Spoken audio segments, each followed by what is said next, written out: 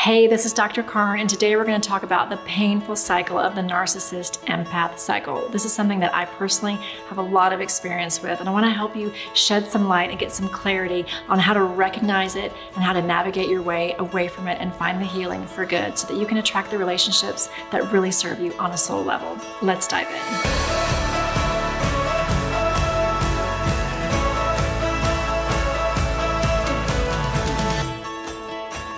All right, so let's get super clear on what the narcissist-empath cycle looks like. So first of all, a narcissist is somebody who has a tremendous sense of self-grandiosity.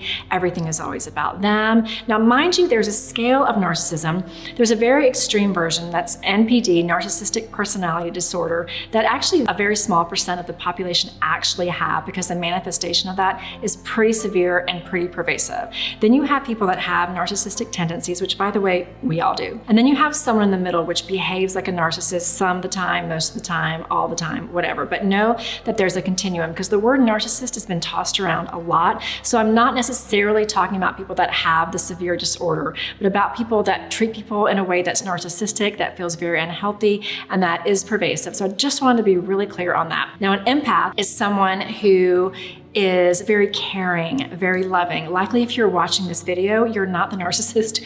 You are 100% likely the empath. You want the best for people in the world. You not only feel for people, but you actually want to help people heal by absorbing their emotions and helping them navigate it, which can be a really beautiful thing if you also then know how to cleanse yourself. But the trap of the empath is that sometimes we overabsorb, we overtake on other people's feelings and problems, and then we walk around weighted down. We mean so much good, I know, because I've been one. What's so hard about it is that you're giving so much, and in a really good relationship, this can be a very beautiful quality, but with a narcissist, you will be eaten alive. And the narcissist, as we're talking about telltale signs, is someone that not only has this grandiose sense of self and everything is always about them, but they also carry around this kind of false personality in public and a true personality in private when things get really hard. So they will appear in public as someone that's so fun, they're larger than life, they usually attract a crowd, they're telling stories, they're really big on social media. They've got this persona that they project onto the world that is like everything is perfect in their world. They're very magnetic. Okay, so that's why being with a narcissist, especially as an empath, is so traumatic, because most people do not see what you see when you're at home with them. Most people see and experience this amazing person that everyone loves to have them at the party. Oh my God, they want them to work on their project. They get to be around them. They're so fun. They tell the best stories. They're often very good looking. They're very charismatic. They have so much seemingly to offer. So they draw people in, and the effort for them is always to use people for their own. We call it supply, because they're actually feeding on it as if it is food. They love the engagement and the worshiping and the kind of awe-inspiring look from other people that feeds them. They also get fed by any kind of engagement with you which feels toxic, which feels like something they can try to win over. So the path of the narcissist and the empath will always lead to a dynamic where they're wanting more food, they're wanting more food, they're wanting more supply from you. And the supply that they're getting from you is not only this loving side of you. In the beginning, they spot you, you probably have this amazing energy, but what they see is there's a softness there. And what they sense, whether it's conscious or not, is that you're going to be an easy target for them, because you're going to be someone that's going to think they're amazing, that's going to want the best for them. You're always going to believe in them, right? You're always going to be wanting them to be the best version of themselves. And of course, themselves, that's their favorite subject. So they come in and they're predatorily preying on you. They're actually using you in the worst case scenario, not always, okay? But in the worst case scenario, they're using you to satisfy their own egoic needs. To satisfy, very often they want money from you. Very often they're staying for free at your house. There are some patterns that show up very often in these dynamics. Let's walk through the dynamic. So maybe you see this person at a party, right? Like they're taking over the room. They're telling a story about their trip to Egypt when they rode the camels, and one day this snake showed up, and then this lion showed up, and this stuff happened, and they have all these great stories, and they were all over, the continent, and everybody took pictures with them, and here's the proof on social media. And they've got this great story, and you hear them, and you're like, oh my gosh, and everybody's like, tell me more, and you're drawn to them. And something in you is attracted to them. So maybe afterwards, you go up and you're like, wow, that's amazing. Like, I saw you, tell me more, I'm intrigued. And they're like, wow, they can sense the softness about you and this beautiful aura that you have. So God bless you. I offer so much compassion for you because you believed in it so much in the beginning. I know, I've been there. What proceeds to happen then is they present to you this perfect version of not only themselves, but they find out what you want in a partner and they become it. They have everything that you want. They want to buy the boat that you really want. Oh, you want to live at the beach? Me too. It's going to be amazing. Oh, you want 2 kids? Me too. It's going to be so great. They build up in themselves this perfect image of a partner that you as the empath have never met before. It happens very quickly in a matter of weeks. It feels too good to be true, because it actually is, but they're presenting this to you. They know how to do it. They're very manipulative, okay? So as they're presenting this image to you, they're finding ways to become it right in front of your eyes, and their ego is getting fed. So you give in, you take the bait and you're all in. And what happens is you end up, whether it's real or not, you fall in love. And maybe, likely, they express that they love you pretty early in the relationship. There's this thing called love bombing, where they build you up and everything feels so amazing and oh my God, I've never felt this way before. Let's go do this. Maybe you take a super magical trip and it's everything that you desired. The lovemaking is usually very passionate, very intense. There's this really magnetic thing that happens that's being created. But the issue is, as time goes on, you find out that it's actually a relationship built on sand, because what happens is you find out slowly but surely that this is not sustainable. In a healthy relationship, there's usually a slower walk in, there may be passion, but this is a building of time, of a relationship, of an appreciation of who you both are, and there's a reciprocity, okay? With a narcissist, the reciprocity soon fades, all right? You may get gifts and adoration in the beginning, but over time, something happens. And that is, you've fallen in love, you think they're amazing, you're telling everybody, you're probably posting on social media, oh my God, too good to be true, I never dreamed I'd find someone like this. Been there, done that. And then one day you speak up. Maybe they've said some things referencing maybe your ex, or maybe the way you cook, or maybe the way you dress, or something about you that they already know because you've opened up to them about your shame points, something that you're already a little bit insecure about. That's exactly what they go for. So they start needling you. One day they get angry because they're not happy about something that you did, or they're not happy about something in their life, and you become their object of aggression. It usually starts slowly, but over time you'll start to have these explosive outputs. I noticed in the narcissist, I've been with a few, but the extreme narcissist I was with, I actually could see him change. He actually would become like a different version of himself. His eyes would actually get really dark. It was almost like he was being possessed with some alter ego of himself. I've heard many clients actually tell me the same story. So be really aware if you see that in the future, all right? That's a telltale sign. It can be a slow working up, or it can be a really amplified, chaotic moment. But what happens is then this abuse cycle starts. So they tear you down, and since you're already in love, you have this romantic version of them that was the person that showed up, that was so perfect. So yeah, there's cracks in the armor now. Yeah, they were a jerk, but what happens next? The next day or a week later, they do what's called usually love bombing. So this is a cycle of abuse. They come back and there ends up being a honeymoon period where they come back, maybe you were threatening to leave them, maybe you used your voice a little too much, they negated you, they criticized you, but then they come back, they don't want you to leave them because they can leave you, but you can't leave them, and they love bomb you. They convince you that everything is perfect, that they're gonna work on themselves, maybe they're gonna go to therapy. By the way, they're not. And if they do, they're just gonna convince the therapist that they're amazing. They're really good at convincing therapists they're amazing, unless the therapist hears the other side, because the therapist never sees the breakdown unless they're with you for long term and they can see it very clearly. So maybe they change, but the point is they never do. And you have this gradual cycle of chaos where I called it trauma and recovery. So I would have these intense moments where the fighting would start, all of those wounds that are in my life would be brought up and put in my face, and then I would act a little crazy because I would be so triggered, and that's what they're trying to draw out of you. They're trying to draw, and I've seen this with so many clients, like the strongest women and men that I know have been triggered by these narcissistic people, and they're like, you know what? I never thought I would be that crazy in a relationship, but they knew my pain points so well that I ended up becoming the crazy person that they told me that I was.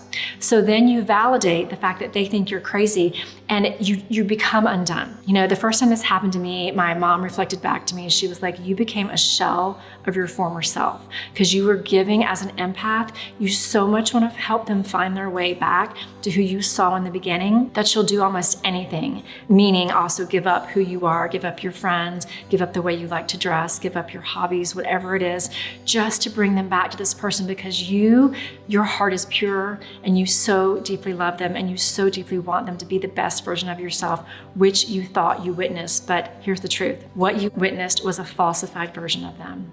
They're never going to return to that version of themselves. They're going to be really good showing it to people in public, maybe showing it to the next person that they date. This is an agreement that they have in this life for whatever reason to be in this dark space of chaotic dynamics. They are not going to change for you. They are not going to return to who you thought they were because that is not who you thought they were. And this is the key component to stopping this cycle and not continuing to attract it. Knowing you are not here to be anyone's savior. You are here to love yourself. You're here to take your power back. You're here to stop letting this love monster siphon the power away from you and convince you that you are not worthy of love. I've been told it many times. It's not true. Of course you're worthy of love. Of course, maybe you're being called used goods, maybe whatever it is that they know hurts you. None of it is true. The narcissist is actually projecting onto you, this is key for you to realize, a tremendously deep insecurity, darkness that they have buried deep inside of them, very likely from a childhood trauma.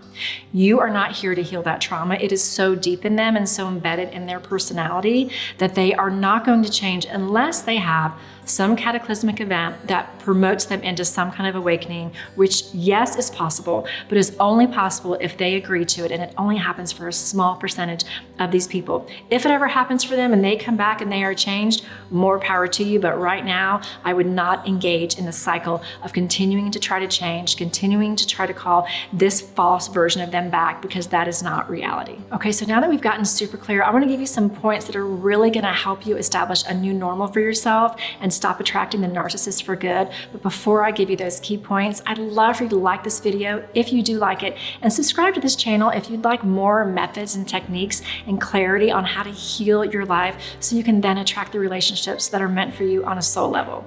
Let's get back to talking about the narcissist. So there are a few components that are really key for you moving on. And the first one is something that might be a tough pill to swallow, but I'm going to give it to you. And once you hear it, you can't unhear it. You have to take responsibility for your acceptance in agreeing to this dynamic. I know that's really hard to hear. It was really hard for me to heal. I repeated it many times. I'd watched my mom go through it, and I agreed to be in relationships time after time. And then I kept thinking I was being victimized, because I was, and you are. There comes a day when someone says what I just said to you, and it is, you have to take responsibility for the fact that you actually allowed this to continue. I'm not blaming you or criticizing you or anything, but this is a very empowering part of the decision to change. When we see that we have been in a situation where we've made a choice to allow someone to treat us a certain way, we take our power back, because then the opposite of that can manifest, which is you then choose that you're never going to do that again. And you choose the path to self-love. You choose the path to only allowing people in your life that are going to treat you with the love and respect that you're going to start emanating, that you're going to start believing you deserve, and you're going to end your agreement with the narcissistic cycle. The other piece that's really important that you do along your healing process is a detox period. And I had to do this in my own life. There's a process of purification and detoxing, because if you've been in this cycle for a while, you've gotten a bit addicted to it. It's just part of what happens. The body, when it gets into those kinds of dynamics of severe highs and lows, you have a lot of chemical releases in your body that you've got the cortisol release on the heavy lows and all those negative hormones and emotions that send you into fight or flight. But then on the upswing of the abuse cycle, your body releases a ton of serotonin and dopamine and all those feel-good chemicals when you're being loved bomb and when they're in the I'm sorry stage and all that. And you've actually gotten in an addictive loop, likely, maybe not, but if this resonates with you, it's something that I had agreed to and I had to really detox from. And I spent several months, 6 months to actually a year, I still dated, but I had to realize, I kept telling my friends, wow, the detox is real. Because what you're gonna find is when you attract your next healthy person, like I did, it's gonna feel really unfamiliar. And it was actually really uncomfortable for me. I will say it felt a little bit of boring in the beginning. That's a hard word to say because now it's my new normal. But at first I was like so used to the chaos of the narcissist relationship because I'd done it so many times that to be with someone who actually loved me with reciprocity, with a slow walk in, without it being all this love bombing and fighting and chaos, which by the way, I like subconsciously tried to interject because I was so used to it. And I'm telling you this because if you're doing that, have grace with yourself. Be really honest with whoever comes in your life next after you've healed about your willingness and your desire to have a healthy dynamic, and then own your stuff. Own your need. If someone comes in your life that feels and looks a lot like your ex, know, wow, I have the choice right now to either go down this road and relive that again. I'm really attracted to that because if you've done it a lot, you may still feel an attraction to, but know that for you to break the pattern, you have to take your responsibility for selecting people that look and feel like that person, and you have to make the choice to walk away from them consciously and quickly so that you can open up a lovely love stream, a portal in your life for the one that you really desire that's going to treat you the right way. And to get yourself on that path of opening that portal, treat yourself with kindness, get the healing that you need, learn how to forgive yourself going through that journey, learn how to forgive that person along the way, learn how to offer compassion over your life experience, learn how to stop holding on to all the pain that's still in your body and do it through healing work, do it working with energy healers, do your work to heal your body. It's necessary, especially if you were traumatized, to work with healers, work with counselors, okay? This can take a few months. Can take 6 months. You can still have a great time in the meantime, but you'll know when you've reached a point of healing when you can look back with a really good observer's eye instead of being embedded in the emotion, and you can see it for what it is. You can see that you've grown. You can be grateful that you've grown. You can actually be grateful for the experience because it's turned you into the badass force of nature that you are moving forward. And then as you start to treat yourself with self-love, start to give yourself all the goodies that you want in life, putting flowers by your bed, wearing the good jewelry, even on the normal days, treating yourself to dates out. When you start doing all those things that really expand the self-love in you, you're gonna find that you're gonna meet someone somewhere along your path, and you're gonna start manifesting this person that's gonna treat you the way that you were meant to be treated, and that is with mutual love, mutual respect, and a mutual care for each other on a soul level. I want that for you, and I hope that these tips and tools and clarity have given you the steps that you need to walk away from the narcissist for good so you can find the love that you truly deserve. Good luck out there. So if this video really spoke to you and you got some clarity on how to move forward, I have so much more like it, and I have an opportunity that is totally free that's going to give you more tips and tools for how to continue to walk along your self-growth journey. It's called How to Activate Your Rebel Soul, and it's totally free. I love to see you there. You can jump in by clicking the link below. I'd love to see you there and have you a part of my tribe.